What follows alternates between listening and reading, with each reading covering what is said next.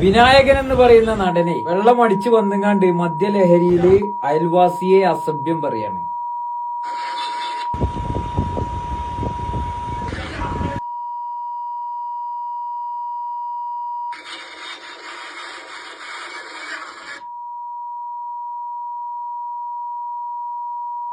നിങ്ങളെ ചെവിന്റെ കൂക്കലല്ലോ. ഞാൻ കരുതി ഇന്റെ ചെവിന്റെ പ്രശ്നമാണ്. അല്ല, കംപ്ലീറ്റ് ഈ ബീഫ് ശബ്ദം കൊടുത്തിക്കണം. അമ്മാരില്ല തെറിയാണ്.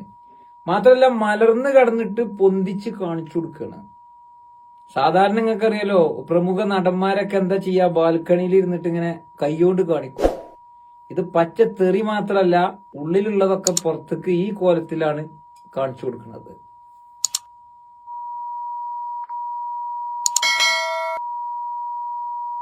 ഇങ്ങനെയൊക്കെ തെറി പറയുമ്പോ സാധാരണ ഈ തെറി പറയുന്നവന്റെ ചെവിയാണ് ഇങ്ങനെ മൂളേണ്ടിയത്, അല്ലെ? നോക്കൂ, മലയാള സിനിമയിലെ ഒരു നടനാണ് ഇയാള്. ഇയാൾ പലപ്പോഴായിട്ടും പൊതുസമൂഹത്തിൽ ചർച്ച ചെയ്യുന്നത് വളരെ മോശപ്പെട്ടുകൊണ്ട് സംസാരിക്കുന്ന അങ്ങനത്തെ കാര്യങ്ങളുമായി ബന്ധപ്പെട്ടാണ്. അതൊരു ഇന്റർവ്യൂ എടുക്കാൻ വരുന്ന ഒരു പെൺകുട്ടിയാണെങ്കിൽ പോലും ഇയാൾ വളരെ മോശപ്പെട്ട് സംസാരിക്കും. അതേപോലെ തന്നെ വെള്ളം അടിച്ചുകൊണ്ട്, പിന്നെ അത്തരത്തിൽ പോലീസ് സ്റ്റേഷൻ നിയമപാലകരോട് വളരെ മോശമായിട്ട്, അയൽവാസികളോട് വളരെ മോശമായിട്ട്. ഇനിയിപ്പോ ഇതിന് ജാതി, നിറം, വർണ്ണം എന്നൊക്കെ പറഞ്ഞുകൊണ്ട് ആരും വരണ്ട. ഇത് വളരെ മോശപ്പെട്ട കാര്യം തന്നെയാണ്. ഇതൊന്നും ആരും അതല്ലെങ്കിൽ പിന്നെ ജാതിയോ മതോ പിന്നെ നിറോ ഒന്നും നോക്കിയിട്ടൊന്നും അല്ല കേട്ടോ. ഇങ്ങനെയൊന്നും കേരളത്തിൽ ഇതൊന്നും ആരും അക്സെപ്റ്റ് ചെയ്യില്ല. അല്ലാതെ ഇപ്പൊ ഇയാളുടെ ഇങ്ങനത്തെ പ്രവൃത്തിയൊക്കെ കണ്ടിട്ട് ധീരസഖാവെ വിപ്ലവ അഭിവാദ്യങ്ങൾ എന്ന് നമുക്ക് പറയാൻ പറ്റുമോ? ഇപ്പൊ ഇതിങ്ങനെ കാണുമ്പോ പണം കൊണ്ടൊന്നും ചിലർ മാറൂല എന്നുള്ളത് ഇങ്ങനെ മനസ്സിലാക്കുകയാണ്. മനുഷ്യന് വേണ്ടത് വിദ്യാഭ്യാസം. എന്നാൽ വിദ്യാഭ്യാസം കൊണ്ട് മാറുമോ? ഇല്ല. നമ്മൾ മനസ്സിലാക്കേണ്ട ഒരു സംസ്കാരമുണ്ട്, നമ്മൾ സമൂഹത്തിൽ പെരുമാറേണ്ട ഒരു മര്യാദ ഉണ്ട്. ഇതൊക്കെ കൃത്യമായി മനസ്സിലായി അത് ഉൾക്കൊണ്ടെങ്കിൽ മാത്രമേ മര്യാദക്കാരനാകാൻ പറ്റുള്ളൂ. അല്ലാതെ പണം കൂടിയത് കൊണ്ടോ, ആഡംബര സൗകര്യങ്ങൾ കൂടിയത് കൊണ്ടോ, അല്ലെങ്കിൽ വലിയ നടനായത് കൊണ്ടോ, അഭിനയ മികവ് കൊണ്ടോ ഇതിലൊന്നും പിന്നെ ആവൂല എന്നുള്ളതിന്റെ ഒരു ഉദാഹരണമാണ് ഈ പറയുന്ന വിനായകൻ ഇപ്പൊ ചെയ്തുകൊണ്ടിരിക്കുന്ന, ഈ കണ്ടുകൊണ്ടിരിക്കുന്ന കാര്യം. കാലങ്ങളായിട്ട് അദ്ദേഹവുമായി ബന്ധപ്പെട്ട വാർത്തകളിലൂടെ നമ്മൾ കണ്ടുകൊണ്ടിരിക്കുന്നത്. ഇയാളുടെ കമ്മട്ടിപ്പാടം എന്ന് പറഞ്ഞൊരു സിനിമ ഉണ്ട്. ഭയങ്കര വില്ലനായിട്ട് ഗംഗ എന്ന് പറയുന്ന ഒരു കഥാപാത്രത്തെ ആള് വില്ലനായി അവതരിപ്പിച്ചു. നമ്മളെല്ലാവരും ആ വില്ലൻ എന്നുള്ള ആ ഒരു കഥാപാത്രത്തെ നോക്കിക്കണ്ടുകൊണ്ട് തന്നെ അങ്ങനെ തന്നെ അതിനെ വിലയിരുത്തി.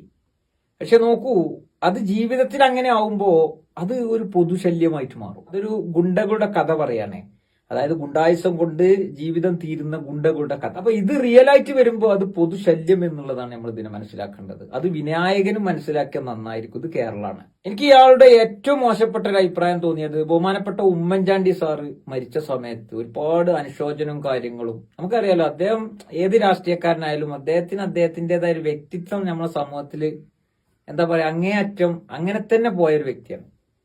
അങ്ങനെ എല്ലാവരും ആ ഒരു പ്രയാസത്തിൽ, ആ ഒരു ദുഃഖത്തിൽ ഇങ്ങനെ പോകുന്ന സമയത്താണ് വളരെ മോശമായിട്ട് ഇവന്റെ ഒരു സ്റ്റേറ്റ്മെന്റ് കണ്ടത്. ശക്തമായ രീതിയിൽ ഞാൻ അന്ന് തന്നെ നമ്മളൊക്കെ വിയോജിപ്പ് രേഖപ്പെടുത്തിയിട്ടുണ്ട് കേട്ടോ. പക്ഷെ അവിടെ ഒന്നും തീർന്നില്ല. അന്ന് കൈയടിച്ച കുറെ ആൾക്കാരുണ്ടായിരുന്നു. ഭയങ്കരമായി വിനായകന്റെ പിന്നെ പ്രസ്താവനയോട് കൈയടിച്ച ആൾക്കാരുണ്ടായിരുന്നു. പക്ഷെ എന്നൊക്കെ ഇവരൊക്കെ ഇത് കാണട്ടോ. ഇവരെ ഈ കാറ്റഗറി ഏതാന്നുള്ളത് നിങ്ങളൊക്കെ ഒന്ന് ചിന്തിക്കണം. എന്താ ചെയ്യല്ലേ, നമുക്ക് ബോച്ചൊക്കെ ആണെങ്കിൽ എന്തെങ്കിലുമൊക്കെ ചെയ്യായിരുന്നു അല്ലെ. വിനായകനായതുകൊണ്ട് പിന്നെ നമ്മളാ വിപ്ലവ അതൊക്കെ കത്തുമല്ലോ. ഏതായാലും ഇതൊന്നും കേരളത്തിൽ ഭൂഷണമല്ല. വലിയൊരു സിനിമാ നടനാണ് എന്ന് വിചാരിച്ചിട്ട് ഒരു പൊതുശല്യമായി എനിക്കിങ്ങനെ ഭയങ്കര സംഭവമായിട്ട് എനിക്ക് എന്തും ചെയ്യാം എന്നുള്ളൊരു ധാരണ വിനായകനുണ്ടെങ്കിൽ, വിനായക ഒരിക്കലും അതിനെ അംഗീകരിക്കുന്നില്ല. കേരള സമൂഹം താങ്കളെ പുല്ലുവില കൽപ്പിക്കാതെ, മലയാള സിനിമ തന്നെ നിങ്ങളെ പുല്ലുവില കൽപ്പിക്കാതെ നിങ്ങളെ പുറന്തള്ളും എന്നുള്ളതിൽ ഒരു തർക്കം നിങ്ങൾക്ക് വേണ്ട. ശക്തമായ പ്രതിഷേധം ഈ വിഷയത്തിൽ അറിയിക്കുകയാണ്. നിയമ നടപടികൾ കർശനമായി ഉണ്ടാവണം എന്ന് ഓർമ്മപ്പെടുത്തിക്കൊണ്ട്, ഉണ്ടാവട്ടെ എന്ന് അഭ്യർത്ഥിച്ചുകൊണ്ട് നിർത്തുന്നു. നന്ദി.